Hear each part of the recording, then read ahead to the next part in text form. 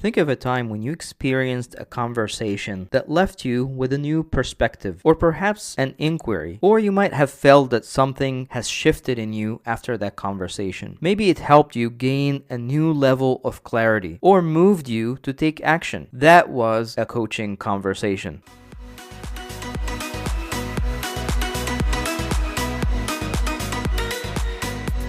Hello and welcome to the Coaching Conversation Podcast. This is your host, Salah Lethi. Today, I have a special guest that I'm really honored to have on this podcast, April Jefferson, someone who have been putting a lot of amazing work in the world and opening spaces, facilitating a lot of social changes and blend of skills. Welcome, April. Good to have you. Thank you so much. It's a pleasure to be here and just have a conversation with you. And that's what I love more than anything. And what I say a little bit about me is my journey. It's not like everyone in our space or spaces per se. I started off working in the XP team and began experimenting with the agile values by simply saying, if I were to focus on this one fully, how can it manifest? And that has kind of led to me walking always in mindset over framework. And it brings me to where I'm at today. Yeah, I find it really fascinating that everyone I talk to, usually there's a common theme about starting with values. And even in the agile space, we've the agile values and principles. So how has the values of agile or your values, you have a lot of values that you operate from in your work, like connection, empathy. How has that affected your choices and where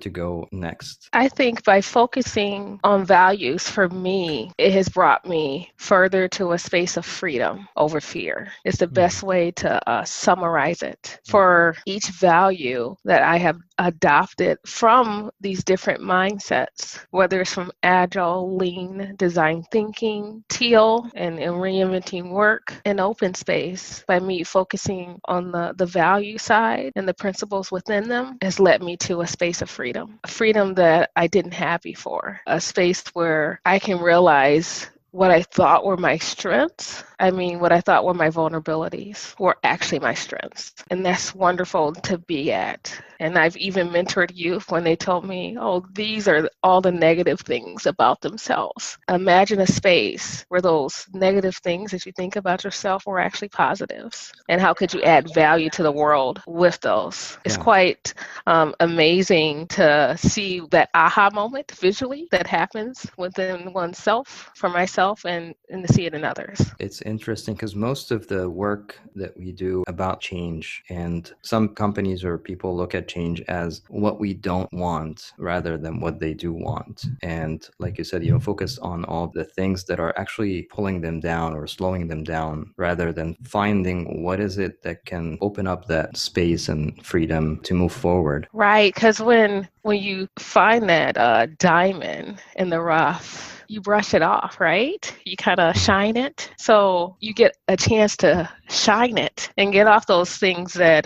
maybe weren't so wonderful about it, and are able to allow to glean what is in a unique way. I sense a lot of passion in your voice. It shows that you want to bring change, not just at the personal level, like one-on-one with people or company, but also like community-wide. And that's something really inspiring. So I want to start by open space, because I think that's relevant to what you just said about like opening up freedom and unleashing potential for companies and people. How did you come across the open space? Or maybe step back and tell us a little bit what it is. I don't know if many people will be familiar with it. So open space is simply, I call like just a loose structure or a microstructure to gather around, to work through problems, to experiment, to ask questions. And it's quite powerful what emerges there. It's not curated, but it's organic. Mm-hmm. So we talked several times before about open space and how there's a lot of potential to using that, not just companies, organizations, but also like possibilities are endless for bringing community together, bringing people together. I can share a little bit of the different ways I've used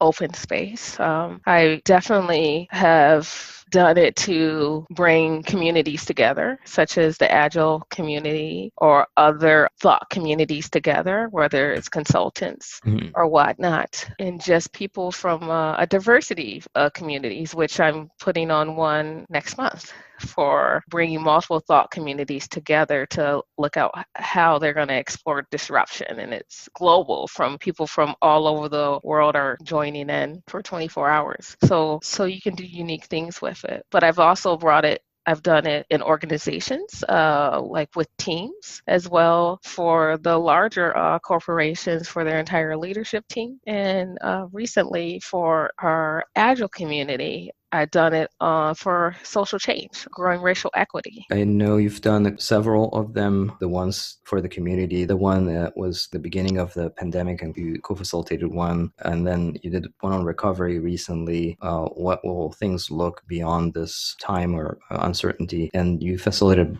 several of them also with the Agile community on racial equity. I've done, I would say since this pandemic, I've been a part of 10 open spaces. And whether as a participant or organizer, as a facilitator, I probably facilitated maybe 6 out of the 10, but I'm a lover of open space.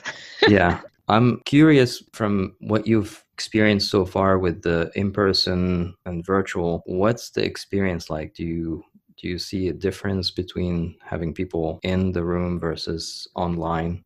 There are some differences, but some people have been holding back from attending virtual open space because they believe it will lose the magic that it has and the connection. And I believe it depends. As I said, I've been to a lot of open space during this time, virtual. Some people, I think, they get it right, and other things they have fallen behind. And what matters is there's a lot that goes into holding space. This idea of holding space for myself, how I curate spaces, the first thing I think about is, how do I help people to feel and think? I take the design thinking process. I'll empathy map what's going on for them when they walk away, and say, in order for them to walk away with these things, what needs to be present? Yeah. And that really supports holding the space. It doesn't mean that you'll get it perfect, because we're trying to figure out with technology and its limitations to mirror that. But some of the biggest thing that I would say that the difference for me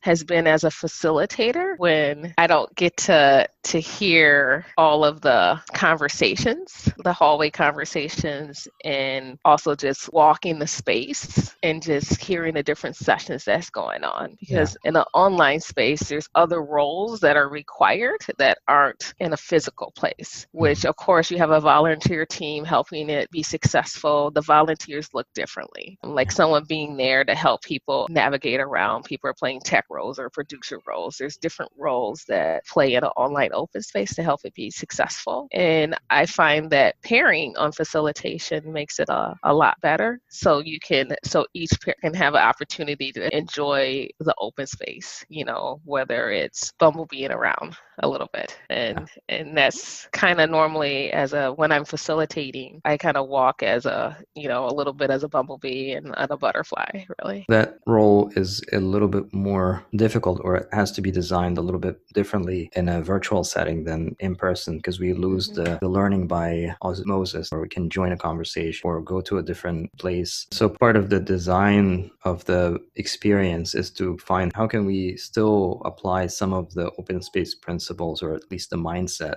in a virtual setting. Yeah. For me to do that, my litmus test is, does it honor all the things and decisions that we make in creating that space? Does it honor the principles of open space and the law that powers it? And so mobility is like number one there. So if I stack it, it's like, hey, how do we honor mobility? Because that's what I talked about before, for freedom, right?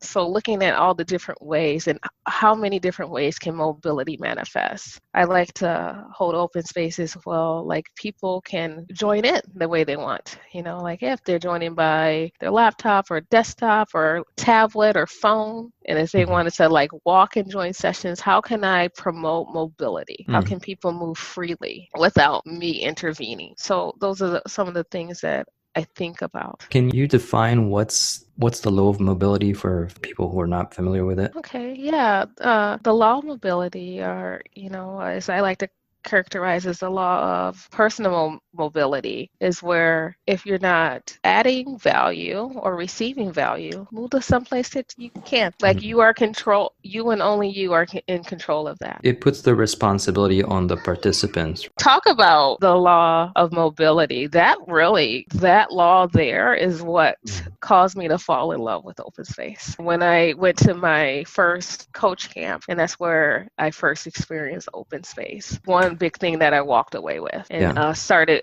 and was able to manifest it in my own life. It's almost like encouraging people to have a choice. Even at the micro level in meetings, people feel like they join a meeting, they have to stay on, even if they're not participating, they're not contributing, they're not receiving any value. They just sit through it until it ends. If we apply that same mindset, you are free to choose whether you want to stay or leave and find value some other place. So what has been your inspiration to facilitate open space? Experiencing it. Mm-hmm. The first open space I attended, I was like, okay, I can do that. The way that in care and understanding, like for me, it wasn't simply, oh, this is a framework on what we're organizing. I took to heart. I really connected with the principle and the law and said, oh, this is beautiful. This is wonderful. I want to do that. So I took opportunities like, okay, where else can I do it? This is important. And I said that I can do that as well. One of the things that I love to do with all things is to make it accessible, whether it's open space or design thinking or looking at agile or lean, is to have it accessible for others. I don't always look for, yes, you can go to training to help you hone your craft with different things, but sometimes there's others. For me, by curating spaces, it was a natural fit for me to just go ahead and experiment, which many others. I paired with new facilitators. I think it's how you hold the space that people can learn from it. And it's basically understanding why you're doing what you're doing and not the theater of open space, because it can manifest differently. You've designed a game called Unlocking Potential, which is again a manifest. Tabi, the tagline for Tabi is Unlocking Potential. And it is really bringing those multiple community of thoughts together in one game to understand. And we say it often that it depends. There's not one way to solve problems. There's not one way to achieve outcomes. There's many ways. Yeah, that's always a challenge. When there's a big conflict, they feel like there's only one way to do something, and that's usually not true. So what have opened up for you as you facilitated open spaces? Any insights that have emerged from this work? Yeah, there are a few key insights. One of the things I say with open space, this is where I learn. I learn differently in open space. You learn by conversation. You learn by doing. I love applied learning, and you can find that at open space. I find that even when I go to conferences, that I gravitated to the hallway track, as we call it. And so basically, it's more, that being a butterfly at conferences. So open space was natural for me to go to, because I didn't go to sessions long, or I would buzz about. So the learning that I received there in just new topics, like the idea for the one open space I'm doing in September that came about in an open space for one exercise I created, it's on Tasty Cupcakes, and with Paul Booz and I, we created that at an open space and kind of let it sit for a while. Then we started doing it and people loved it. Oh yeah, we should probably start sharing this around. It is a lot of new things emerge from open space. One of the other things that I would like to tell people who haven't been is that my closest comrades in this community I've met at open space. Is why you and I have a connection with so many others, especially it's kind of like that first open space you go to. If it's really good, those are some of the closest people to me, and still today, no matter what. So one way I describe that is that at open space, you kind of find your tribe, you find your people. And maybe different people, but you find your people. And then also in open space, you discover the leader within. It unlocks your potential. And that's why it's so magical. And And that's why I created open spaces like Women in Agile Open. I felt like, hey, like this is nice, this Women in Agile thing, but if we want to grow the pipeline of women leaders, then this is the way to do it. Mm. And it's amazing, like what comes out of it and the stories that come out of it. And especially what's important too, which we haven't talked about, is a really strong thing that connects one another. And Yeah. I find that life-changing, where people say, I've changed my career, I've changed all this. So much things happen for me out of it. I think to me, the biggest thing is like you feel that everyone has a voice and they can share their voice. There was a couple questions that came through the chat. Diana, do you want to join? It's been a while, but I think I have been part of one or two open spaces. It's kind of like when you just show up and then you guys decide what the topic is or what you're most interested in talking about. It's not like too self-directed. So my question is, in your experience, since it seems like you've been part of a lot of them, what do you think is the right size for an open space? Obviously, it's kind of whoever shows up, but when does it get too big to be effective? Like I find during quarantine, if I think of FaceTime calls with family or friends, there's kind of some magical size. I don't know exactly where it is. Maybe it's 6, where it becomes hard to feel like you're part of an intimate conversation. And then you're kind of part more of like a crowd after 6, and that's online, right? Which is obviously kind of a different forum. But for an open space, just like when does it become too big to really be having those intimate and effective conversations? That's a great question. I really believe in the principle that whoever's there are the right people. Of course, when you state that, that also implies that they were invited.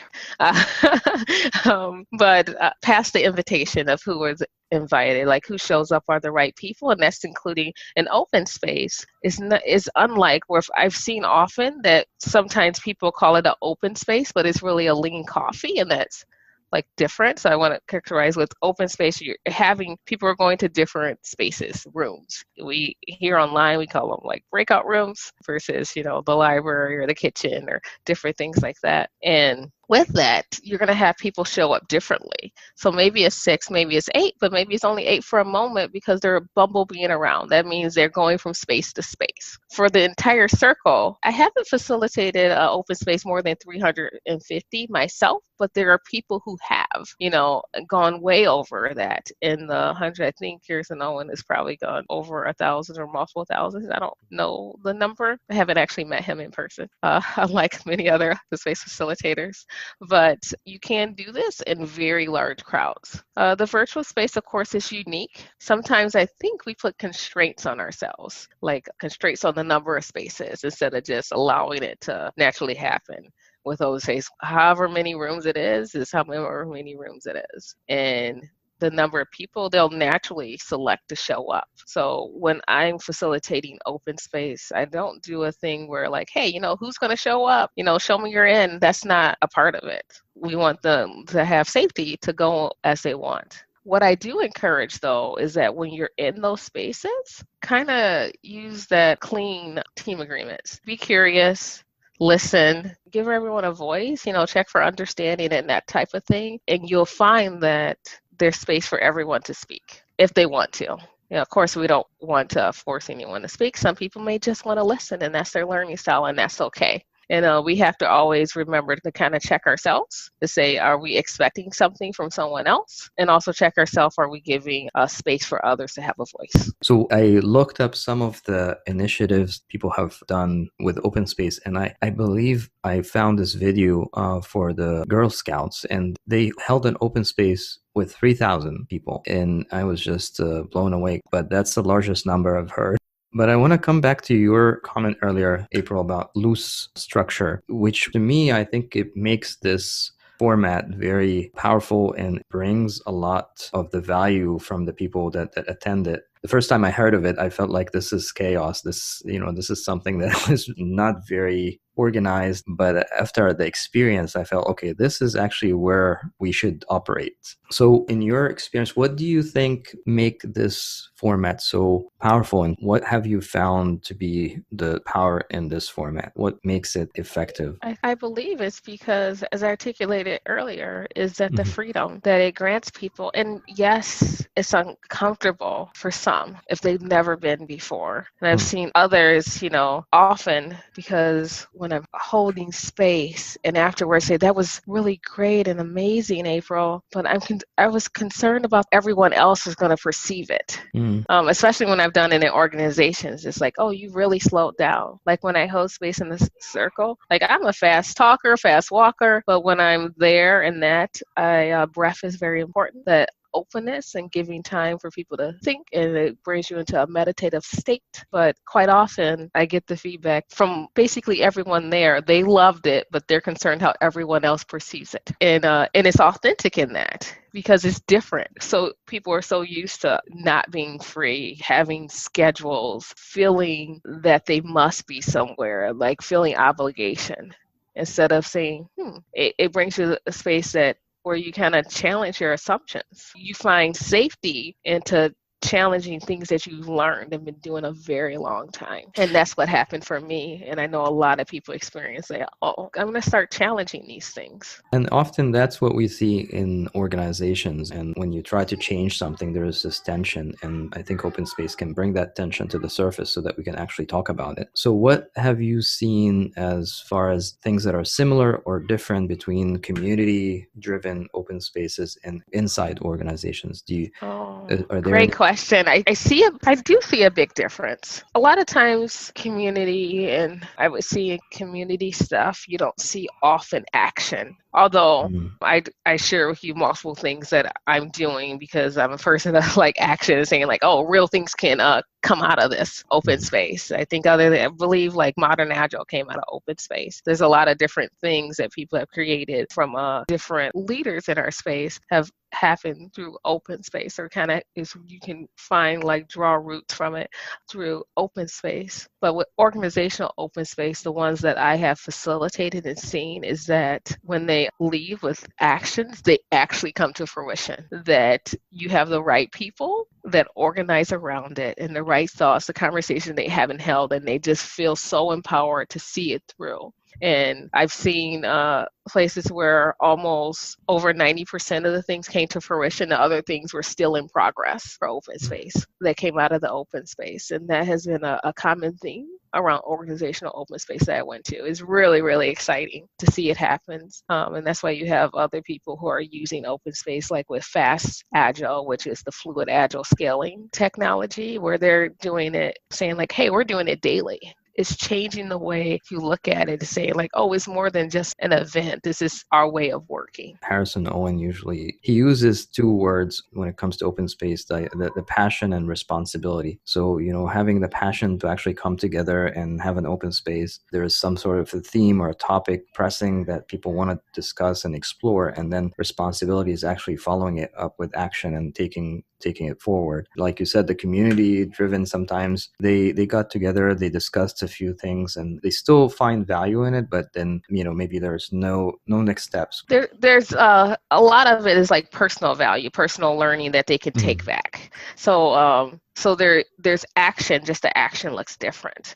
versus a group of people connected all to the same thing and moving forward in it. That's a good insight. I think maybe the value for community is people attending can walk away with questioning their assumptions, and maybe that will start to stretch them in a way that help them grow. And for organizations, like you said, it's a different, because they have a shared purpose to change something and to move forward. So open space, sometimes it's a tough sell for organizations or even for leaders, community leaders, to bring people together and have this discussion about something that everyone is passionate about, because there is this fear of conflict or negativity, and open space will surface some of that if it's run in a way that bring that to the surface. So for all the organizational open spaces I have run, basically there's a complex problem, something that's paradoxical, right? That they quite haven't been able to solve, and it's constantly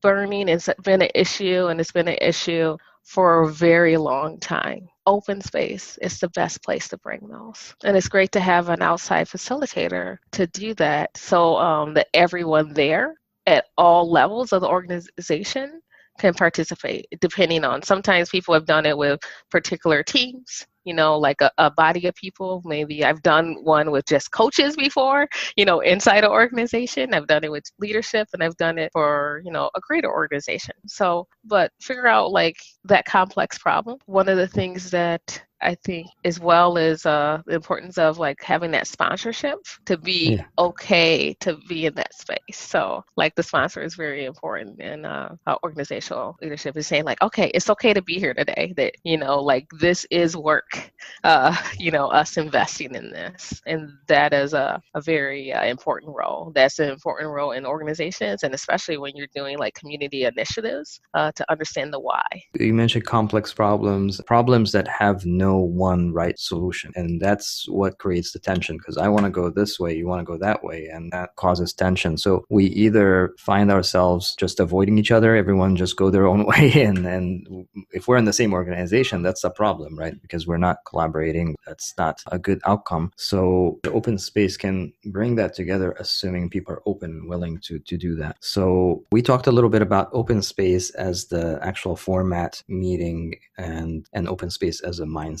How do you bring the mindset, the open space mindset, to an organization? Maybe they're not ready for the actual meeting, the format with everyone coming together. How do you start with that open space mindset? Yeah, when I engage as, say, a coach, from every interaction, from every moment, I engage with that mindset. I've allowed them to challenge that. When I'll encourage people to audit for example, to audit their calendar, something as simple as that, and saying, often like ask questions. Do you need to be there? Yeah. Right. And they're like, oh, I haven't thought about that. And I have permission. When you ask them those questions, allow them to reflect on it. And instead of me I don't tell people what to do. That's consulting. But they offer, I can share like, hey, these are some ways that I may have solved that if they have invited me to help guide them in that way. But from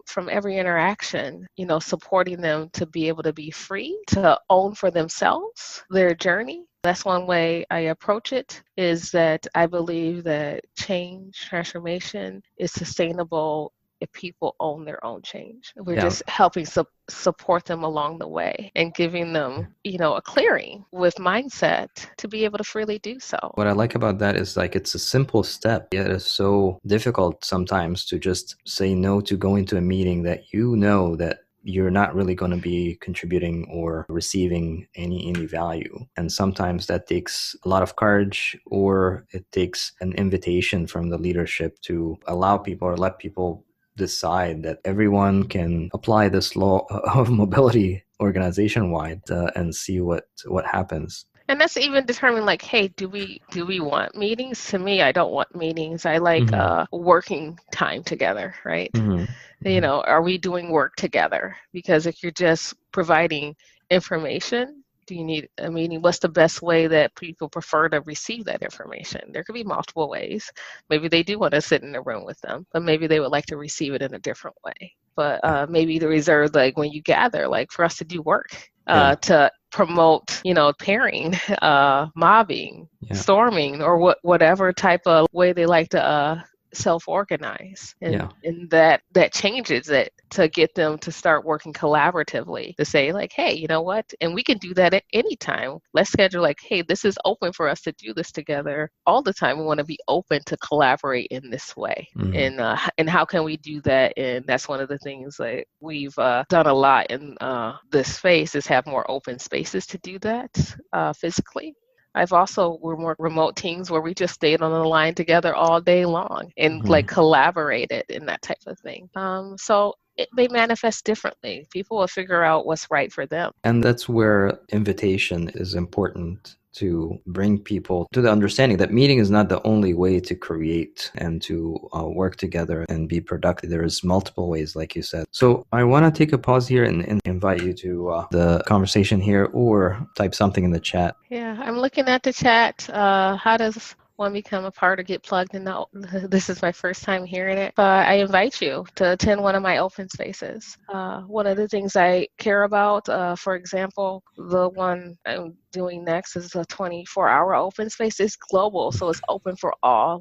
So experience it. That's the best way to learn, is be a part of it. And you can also, like Harrison Owen has done a great job to have it as it's just free out there to learn about open space. You can go to Open Space World, for example, to read about open space. But the best place to learn is by attending and being a part of one. This is like coaching. When people ask about what is coaching, it's like I usually give this metaphor of like you can learn how to ride a bike by reading about riding a bike. Even though, like you said, look up Harrison Owen. If you look up Michael Herman, has a lot of work on open space, but attending it is a different experience. I first read about it and I thought it was like, this is a chaotic way to run an event. But then when I experienced it, I'm like, okay, this is actually the way to run events going forward. Definitely the literature out there it really tells you like, hey, how to do it, but it doesn't really describe the experience. And what we say often in open space is to expect the unexpected. That's our tagline that you'll hear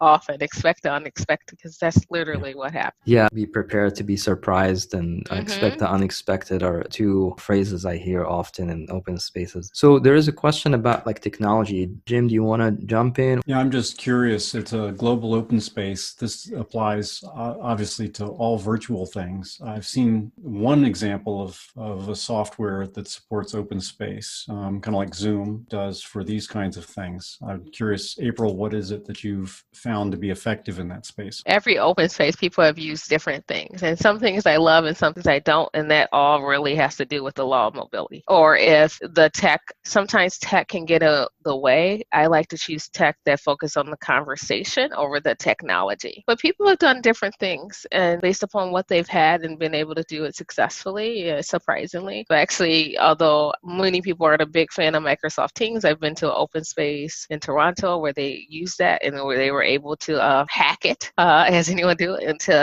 so they could fully embrace the law of mobility, and that went well. For this global open space, we are thinking about moving to KikoChat. I don't know if you heard about KikoChat, but it uses Zoom, and they'll have like multiple Zoom accounts with it. And you can see where people are in what rooms, and you can see their faces too as you move through spaces. But that's a little bit more heavier. One open space I just did, I used one Zoom account and basically just gave everyone co-host capability so they could move around freely. And that worked out well. It kind of lives to me within the open space values of that trust that's there, right? Trusting everyone to do that. It may be harder to manage with the global open space. We're going to do our final tool selection in the next week to figure out what do we really want to do based upon those things. Because with KikoChat, there is a lot of customization to get it to work freely. But what I love about it, everything is try to have, a single source, a single place on where we're doing all things, and that KikoChat does that for you. Another tool that I really love, I believe will revolutionize open space if they can get themselves together, is pretty new, is I believe it's called Virtual Facilitator or Visual Facilitator.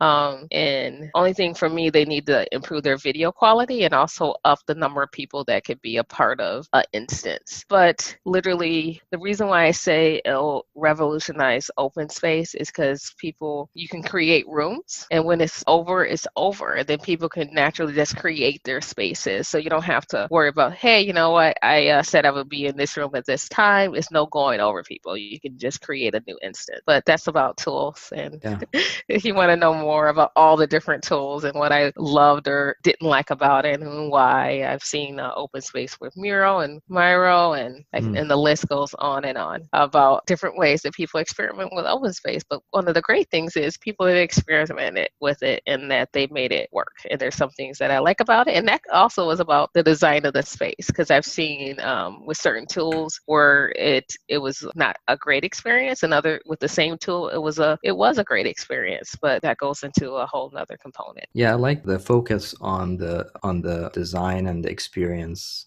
rather than the technology. We started the conversation with the values. One of the values that we know in the Agile value is individuals and interaction over processes and tools. I think there is a balance, especially now with the virtual. What have you found in terms of designing the experience? Where do you put the focus? I know you said the people, how the law of mobility. Are there anything else that you do to make this experience really beneficial for the participants, or having those feel like, okay, this is really, we feel like engaged in part of this experience? I really think about every word that utters out of my mouth. I would say, I know you have, or for others who haven't seen me, when I'm holding space, that I use language that invokes freedom, invitation, and offering. That whole offer seek idea is very important. When I'm organizing open space, I don't have to facilitate every open space that I organize. Really putting myself in the minds of the people that show up. And what I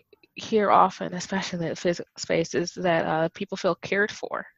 I think about that. We understand that we're a diverse group of people. So if we're having an event with food, I care enough that everyone's dietary restrictions are met. And I've had someone, she couldn't barely eat anything, and she ate well. She said she ate better than this in her entire life, and being cared for that way, those special touches. Because again, it's a very loose structure, so you can add your own special touches in the way. I'm excited to see what other people experiment and the things they do. I can learn from others. Hopefully people can learn from me too a bit, and say, wow, you know what? That's one way I want to experiment with. I don't think any open space I have facilitated the same. There's an art of facilitation. It's not robotic way. I'm reading the room, whether virtually or in person, or where I'm kind of going next. And that's a part of that organicness, the messiness of it all is fun to look at. But I say, use, as I mentioned, things the design thinking, go into the mindset of the people that you're creating the space for, and think about are the elements of open space present. We haven't talked about the elements. For me, for people who aren't familiar with the elements of open space, there's 4 elements. One is the circle. And you're like, well, how do we do a circle virtually? And by the way, the circle is very important. Mm-hmm. If I'm dogmatic about anything, is that circle. I've almost every open space I go to is that I have to rearrange the chairs, in the physical space, to make it an actual circle. And how this space, the circle invites connection. And what we're doing in the virtual world is as a facilitator, you figure out, how can I invite connection when I'm opening, even though we're in separate spaces, but you can't, you can do it. So discover that. And then there's, of course, the bulletin board, and that's just where people get information of the conversations that are happening. And then the marketplace. A lot of times you may hear some people call the bulletin board the marketplace, and that's okay. But the marketplace is where the conversations are happening. I describe it simply as a farmer's market, right? You're going from place to place and having those conversations is the best way to have it. And I spoke about it earlier, which is breath, where, that inviting space there. Innovation happens with the white space that we put put out there. Yeah, I actually didn't think of. I know the circle is important, but I didn't think of that until you mentioned it. Especially in a virtual setting, it's different. That you still can do, invite the connection, but physical circle was something that really invited people into the space to put up topics, to build a marketplace, and to feel connected. So can you share? And I can share that actually. If you send me the link, put it out there. The global open space you're doing. If you have the link, please share.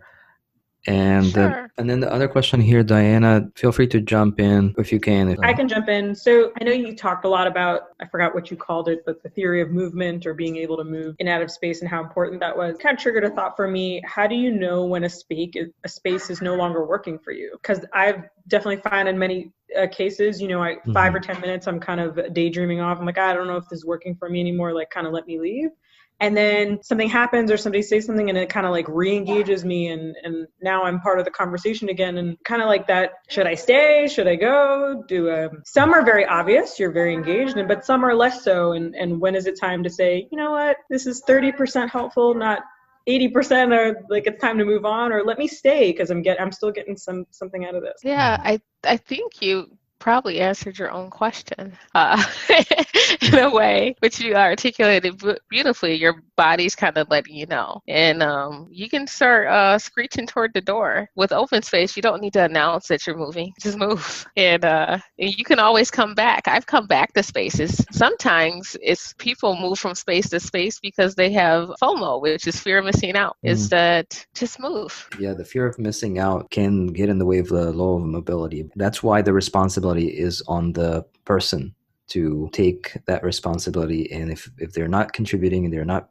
adding value or they're receiving value, then it's on them to move or walk away or find somewhere else where they can provide value or receive value. I'll give you an example on how I leveraged this and invited people for mobility, which Selah did here even on this call. Is that I remember I was doing a workshop at a conference and I let people know we were doing a design thinking experience. Me and my peer Brielle, who's also the co-creator of the game we have, Tavi, out there. And we said we were talking about hate crime in the Columbus area. And we've done a lot of these design thinking workshops, and we've did a lot of research seeing what is going on in this community. And it was very apparent there. So I already knew it was going to be a push button hot topic and triggering. So we let people know, like, this is what we're leveraging this around. And we invite people to, if you don't want to be a part of it, it's okay to freely move. And people exercise that. And some people's like, why did you do that? I said, well, I want people who want to engage in the conversation. And people did stay on all sides of the issue, where people said, some people argued, is hate crime even real?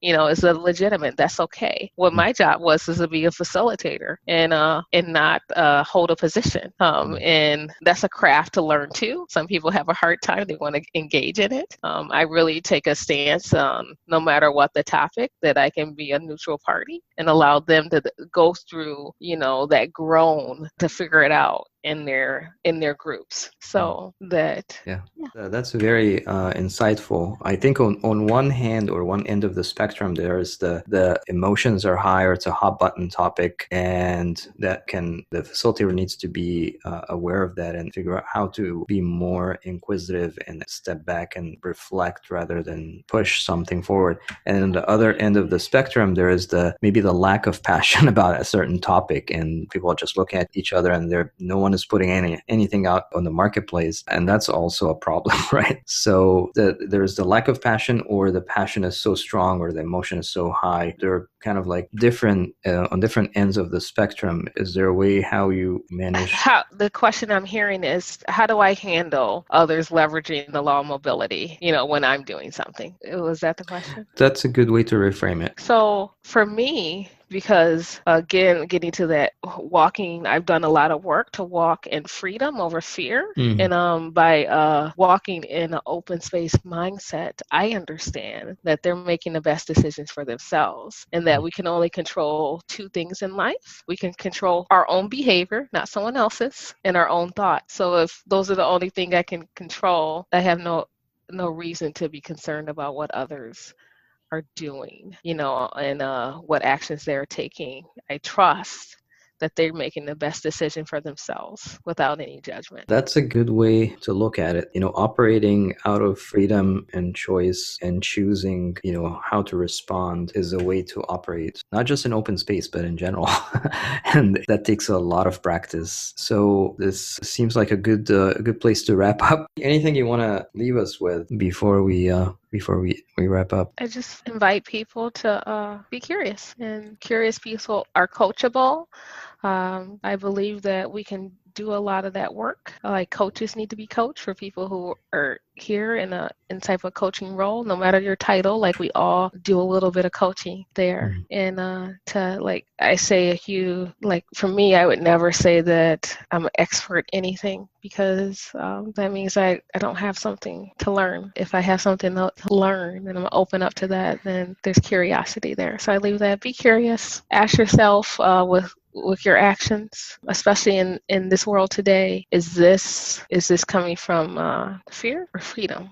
And as we enter into, especially here in the U.S., election cycle in the news, I do that often. Just say, I'm going to be in freedom and not allow fear to control me. That's choosing from freedom rather than fear. I really love this, and this is resonating. So thank you, April. It's been a pleasure having you, and I really looking forward to having you again and continue this conversation on open space and beyond.